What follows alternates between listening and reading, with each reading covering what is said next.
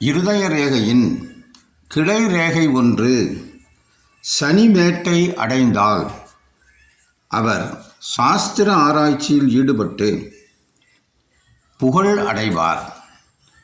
இருதய ரேகையில் உற்பத்தியான கிளை ரேகை குருவிரலின் அடி அங்குலாஸ்தியை தொட்டு நின்றால் அவர் தேச சரிதம், அதாவது நேஷனல் பயோகிராஃபி, வாழ்க்கை சரிதம், ஆட்டோபயோகிராஃபின்னு சொல்கிறோம்ல அது, மற்றும் புராதான கல்வெட்டு போன்ற ஆராய்ச்சிகளில் ஈடுபட்டு பெரும் புகழ் அடைவார்.